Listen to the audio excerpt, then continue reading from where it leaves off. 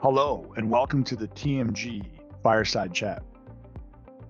The premise of the TMG Fireside Chat is to bring leaders across the fire protection and life safety industry together and talk about industry-wide challenges and highlight solutions that will help to solidify the industry's foundation while preparing for growth through new technologies and strategies. In this episode, we sit down with Nolan Mackey. Yes, my son.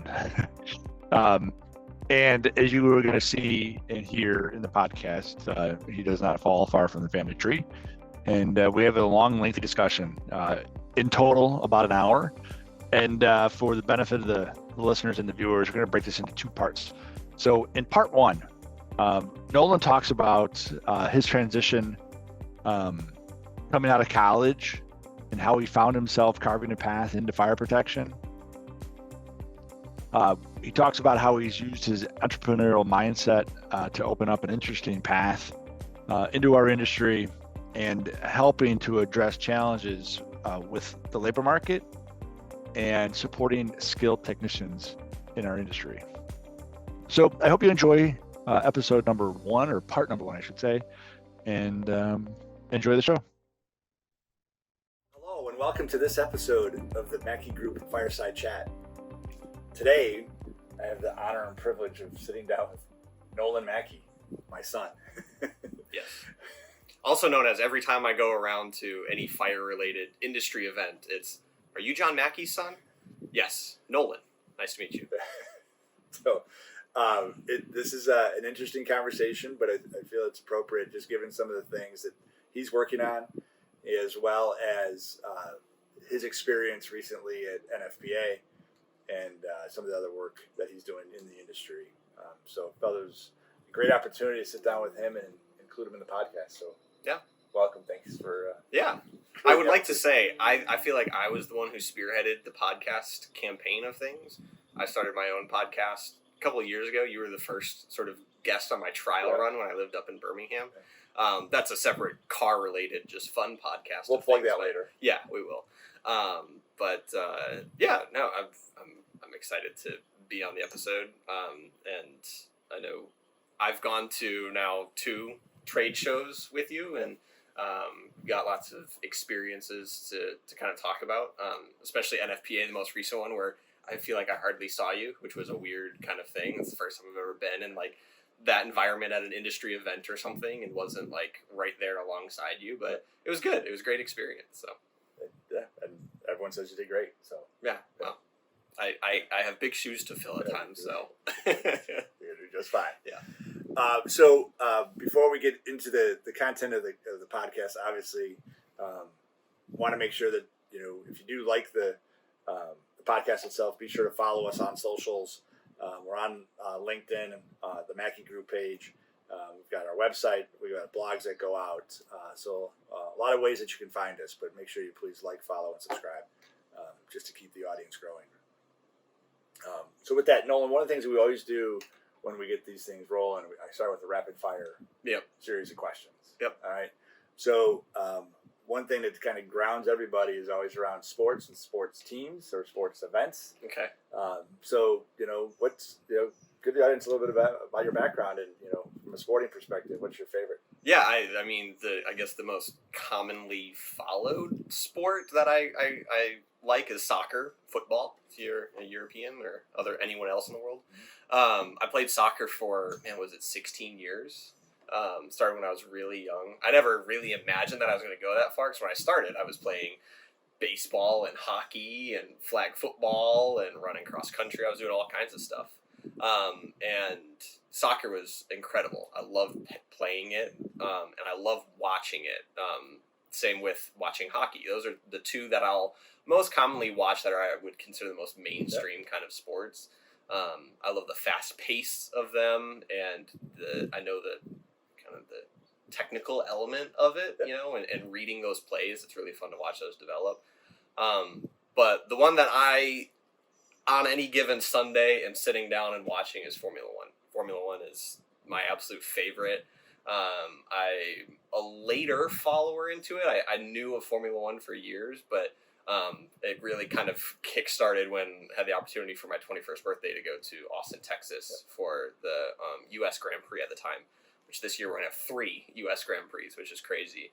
And seeing that atmosphere, and I mean, other than some like World Cup level events and stuff, I really can't think of many other sports that you're going to have such a diverse amount of followers. Every language you could hear at that event in Austin was crazy. It was incredible to be a part of, and I love watching it. It's watching Max Verstappen climb to the championship in 2021, ultimately win the championship last year as well, and is just destroying the competition this year. He's winning races by 20, 30, 40 seconds. Yeah, it's insane. The most amount of points that you can typically get on a race weekend is 26 points, and he's averaging 26 and a half. Because he's getting the fastest lap and driver of the day and all of those awards, which is crazy. And I will say the last race that happened this past weekend was the first time, I'll admit, it was kind of boring. he just ran away with it. And so obviously, I don't want to ask you the softball question as to who's your favorite driver, because I don't want to get in that debate. Yeah. However, looking at the racers you have today, the drivers. Who's the up and coming, right? Yeah. Lewis is going to retire soon. Right. Max is going to, is going to be there for a couple of years. Who's the next up and coming? You're saying, okay, keep an eye on this guy because in 5 years, 3 years, that's going to be the guy who's going to give it a run. It's Lando Norris with McLaren. He's been with McLaren. He was a McLaren Academy driver until he came in. I think he started with McLaren in 2019 or 2020. So he's been with McLaren for a while. The issue is McLaren has development problems. They can't seem to have a consistently fast car. They've performed really well over the past few weeks, and it shows that if he is in a fast competitive car, he is incredible. So watching him move, he's British through and through, and I think Mercedes, they currently have George Russell, who's also an incredible driver, but I think Mercedes could see themselves replacing Lewis when he ultimately leaves with someone like Lando. But we'll see. And that's the car that Lando has to end up in, because it's either that or Red Bull at this point, unless McLaren can pull something together, which we'll see. I mean, they've done well over the past couple weeks, but I don't know. And I love Lando. He's got great character, great personality, doesn't take anything too seriously. It's nice to see those drivers. One of my favorites who retired a couple years ago was Kimi Räikkönen. He was notorious for just not caring about anything. And so seeing drivers who are more laid back and don't take too much offense to things or anything, it's nice to see. And so those are the drivers that I tend to really connect with. So cool. Yeah. Very good. We're also on a run within our podcast because we've been to some great food destinations. We recorded at NFSA in Austin, Texas. We recorded at NFSA in Vegas with the Fire Run podcast. We recorded at NAFED in Chicago. Obviously, great food places. So, obviously we're a food family. But we are, yeah. We get to talk about food. What's your favorite food? Man, I mean, Chicago pizza. That's always just like the easy go-to. But that's one of those things that you kind of have to be in Chicago for. I know we will get, we'll order pizza to get sent down from Chicago sometimes. But, good food. I love a good hearty breakfast. I mean, that's usually just my typical go-to. I always like whenever I will go to, with my fiance, we'll go to her family or grandparents' farm, for the weekends occasionally. Kind of out there in, more of the middle of nowhere. And her grandmother loves being able to make a big breakfast, and her family's not a food family, and so I always like a good breakfast: eggs, bacon, hash browns, a little hot sauce, nice orange juice. I love starting a morning that way. And then after that, I mean, anything for food: Mexican food, tacos, pizza, all the good stuff that's not good for you. Good. Yeah. Good. I hope you're helping Vivian's grandma make breakfast too. Oh, I do. Yes. I'm the one who always wants the hash browns, and so I'm the one who's always making the hash browns and stuff, and helping make sure there's not too many onions in it, because Vivian can't do the onions. So I've always got to make sure we cut it off at a solid enough spot. So very good. Yes. Very good. Yeah. All right. One question always seems to trip people up. I know you weren't homeschooled, so this is an appropriate question for you. And one person, Caleb, that we interviewed, he was homeschooled, so had to kind of pivot. Yeah. But in high school, your classmates, in your yearbook, Yeah. Have an opportunity to vote. So in your case, what would your classmates have voted you most likely to? Yeah. Okay. Well, so this one's interesting because I ran for class president in my senior year. A good friend of mine had ran the year before, and he had been voted class president. So I ran for class president. It's kind of a fun story for me to go from. We moved to here in Fairhope 3 days before I started my freshman year of high school, because he was always moving us around for jobs and everything at the very last second. But we just give him a hard time for that all the time. But it was kind of a cool story that I wanted to be able to have, where it was I came in, I knew absolutely nobody my first day of freshman year, to then be the person who was able to give a speech at graduation. That was just kind of a cool thing that I wanted to be able to do, and I'm glad that I was able to do it. I was voted class president. But for those senior who's who, I was voted most involved, which I thought was interesting. I was heavily involved in a few things, but I wasn't involved in many things, if that makes any sense. Played soccer. I was heavily involved in the engineering team, which was a cool thing we got to do in high school. And then class president. So I was a well-known face, I suppose, within a lot of people.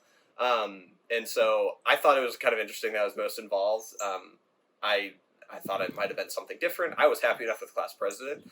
But yeah, so it was most involved, which again I thought was a little interesting. So that's good. But also for those that don't know Nolan, that speaks to his personality, because he's very outgoing. Wants to do things, wants to have a lot of fun. Yeah. So I like to know what's going on. I like to kind of be included in things, understanding that in high school especially, I was like, I can't be in a dozen different things. Like, right. I got to focus on these 4 things, and I'm going to give my all for those. And yeah. So. Yeah. Very good. Very good. All right, so let's dive right into it. I know that the answer to this just based on how we've raised you and your sisters, yeah. But what was your introduction to the fire protection industry? Yeah. Well, obviously, you're my dad, so it was you. But yeah, it was when we moved to northern Michigan, also Marinette, Wisconsin, while you were there with Tycho Ansel. Yeah.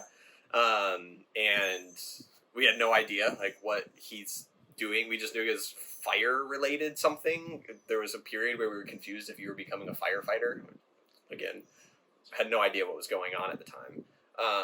And yeah, it was interesting to follow. It was, you would go out on business trips to conferences and stuff, and you'd come back with things that you found interesting, and you're talking about things that were really interesting. And I don't know, something we're going to get to later. One of my first memories was you talking about Novec 1230. And we were just like, what the heck? And Mom gave you a hard time about all your technical jargon that you'd use. And you were talking about the cool things that it could do, and the typical dunk your phone, test.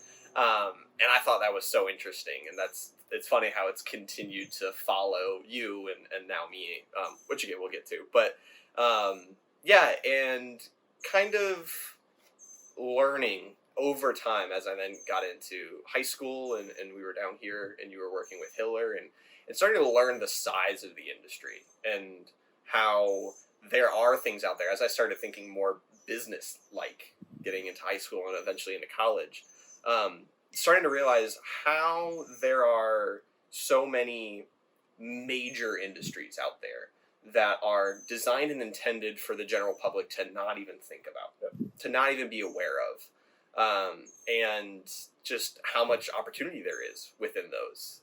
It was really, really interesting.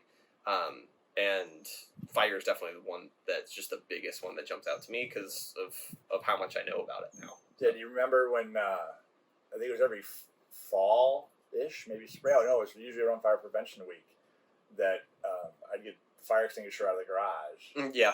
And we'd have a training session. Right. With family. Yeah. We had this ditch off to the side of our house. That was because You never lit it on fire. No. It was always, there was this, like, every fall with all the leaves, because we had so many leaves and we had somewhere to rake them. And so we would always end up creating a little pile, controlled little area for the fire. And yeah, it was whatever old extinguishers we had, or yes, I do remember that a lot. Who was it? One of my sisters wouldn't do it. They were like scared of it. Was it Madison? Yes. Yeah, I think so. Yeah. She was like, I'm too worried. I'm worried I'm not going to be able to put it out. We're like, we're going to put it out one way or another. Right. So Right. I think we always had the hose nearby, just in case. And I also remember in high school, we had access. This is when I was at Hiller, and some manufacturer would be coming through to give training. And the one training class I really remember, you guys were on spring break, and Solberg Foam was coming through to do a design class on designing foam systems. Yeah. And I got an opportunity to put you in that class. And Yeah. the day of, you're like, nope, I don't want to go. Yeah, what? It was spring break. And you It probably was wanted spring to, break, an yeah. opportunity to hang out with your friends. I mean, I get it at that point, but Yeah. there were a lot of things back then that I was trying to put in front of you to say, hey, take a look at this or take a look at that. And, Yeah. it came down to your terms and when you were ready. And so you go to college. Yeah. University of Alabama, Birmingham. What did you study at UAB? Yeah, so I came in as a marketing major and an entrepreneur minor. In my junior year, was it my junior? Yeah, I think it was my junior year.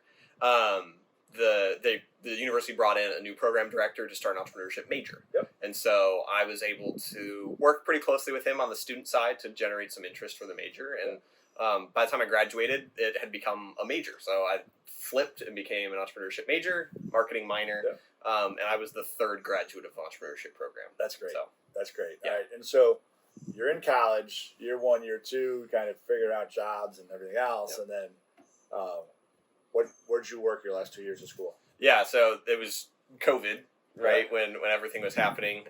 So I started working for Hiller, the Hiller location up in Birmingham. Yep. And I had gotten to know some of the managers and office, people there, Keith Carter and Lisa. Lisa now runs that location. Branch, yeah. And so I had talked to them before. I reached back out to them because you said, hey, this would be a great opportunity for you, and they're definitely needing some help. And so went, and I was an extinguisher technician. Yep. They needed help in the back shop. It was flexible hours that I could work whenever. It was basically just however many hours you're here, just recharging extinguishers. And obviously not the cleanest, most attractive work you could do as a college student, but I loved it. I previous jobs that I had worked when I was in college didn't work very well with my schedule. Oftentimes could become a source of stress for me, and distracted from school at times. And so being able to get into the powder room back there, working with Derek was amazing. Derek's been in the back shop running the shop there for years. Yep. And knows everything related to all things portables, like better than the back of his hand. So working alongside him was amazing. And just getting back there and, putting in some headphones, listening to a podcast, and just recharging extinguishers. It was very enjoyable. But summer months were not the best. But summertime in Alabama is pretty hot. So. Yeah. And I've heard they have AC back there now, which is very nice. Upgraded. Yeah. You upgraded the shop. Yeah. So you and I have talked about some of the projects that you were on, or some of the job sites you got to go to. Yeah. What's the one job that comes to mind right now that you're like, wow, that was pretty impressive? I mean, there's a lot of them. I made regular runs to do pickups and drop-offs of CO2 units at a metal plant. I don't remember. Constellium. Yeah. That place was huge, just massive, and I was, exchanging or swapping out 30, 40, CO2 units at any time. It was fun when I got there and they weren't all fully discharged yet, so we got to discharge them and, and load them up. And then 2 jobs that I got to do that were really cool. I got to do help with an install at a manufacturing plant. I don't remember what the manufacturing plant was, but it was a long week. It was unpacking, tagging, and placing 670 20-pound ABC units. So I definitely got a workout that week. Plus, it was like an hour and 20 minutes away from Birmingham. So early mornings, driving down there. But that was fun. That was really good. And I got to work with EJ. EJ's a longtime technician who's worked there for a long time. And it's great to work alongside him and get to know him really well. And other job that I got to do was inspections at some of the Alabama Power, Tennessee River power plants and dams. And man, there's something really eerie about being on like the 15th floor of a dam, because the floors go down, they don't go up. So the 15th floor is, 150 feet below. And thinking of how much water is right on the other side of that wall. A little nerve wracking. A lot of spiders and cobwebs. That was no big deal. So those are kind of the three that I thought of, some of those like bigger jobs and stuff. But getting to see so many cool things. I mean, that was just a few things that you got to do in Alabama. And I mean, thinking of like, some people have to go inspect stadiums, baseball stadiums, football stadiums. Like walk around those places would be really cool. There's all kinds of cool stuff that you can get into on that. So very cool. Yeah, very good. So what are you working on now? So now I started. So after I graduated college in 2021, moved down here to Mobile. So only about 40 minutes away from Fairhope. And first got started with a startup marketing company. Again, entrepreneurship degree. I wanted to kind of get into that realm of things and be on that. I didn't really want to do the big corporate stuff. And so worked with a marketing firm for about 6 months. While I was there, we worked on a couple of startup projects. And one of them was really interesting to me, and it was trying to find a way to help companies, mostly in the engineering field, better market themselves and appeal to engineering college students. And that kind of led me to understand, okay, you have a big need from engineering firms for engineering students, but you also have a pretty large influx of engineering students coming out every year, thousands and thousands. And so what is something that applies to the trades, right? Something that has been talked about for, a lot over the past 5 years. It's been talked about for 10 years or so now, and well beyond that, is how do we get more people into the trades, into skilled jobs, and understanding that there's some generational separation as far as what these younger generations are looking for. So after I finished working with that marketing company, I took part in a startup competition where I decided to create a platform that was more focused on recruiting at the time, that was focused on skilled trades and basically the licenses and certifications behind it. Lots of, your executive, your office, level work. Everyone's got a resume and all the skills that kind of, they've or worked LinkedIn profile. Or LinkedIn profile, exactly. Where when you get into the trades, there's less of that. And it's more of those licenses and certifications that someone holds. And so that was the big value in recruiting and hiring, was what do you hold already, and what is that experience? Where does that experience come from? And so trying to create something that was someone would create a profile and have their licenses and certifications. I keep stumbling over that. And an employer could just actively search for the licenses and certifications that they need to fill a vacant role. Sure. Speed up that process rather than waiting for the applicant to come to them. And I worked on that. I went through that startup competition. I took second place at it, which was really, really cool. Exciting. And so that kind of gave me some confidence to run with it. So for most of last year and going through NAFED last year was about a month, a little less than a month, I think, after that startup competition. Started to talk to people in the industry and see, all right, where is the pain point when it comes to this level of work? Is it the recruiting and hiring them? Is it the retention? Is it training? What is it that's the pain point? And I quickly realized that there's a lot of recruiting tools out there, and they all do it a little bit differently. And it mostly just comes down to a matter of opinion on that, and not so much which one does it better. And it was going to be a lot harder for me to jump into that industry. Very competitive landscape. Exactly. Yep. And so I knew I wanted to continue working on the human capital side of the industry, of trade-focused industries as a whole. Fire industry provided a really interesting platform for it because of the diversity of skill sets that apply to it. You have low voltage electric, you have HVAC, you have plumbing, all of those, right? And those are all what would be considered those kind of core trade skills. And you can upskill from them, you could downskill from fire back into those relatively easily. And so I started to kind of figure out ways that I could help other companies in various ways. I don't have the long experience to be able to jump in and be a consultant and say, hey, you know, I know how to do this. I don't know how to do anything really.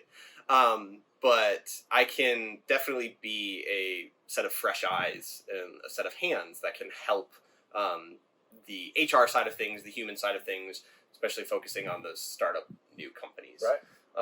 And so I got into a position where I was able to be a contractor to help doing that. So I started doing that late November, December of last year.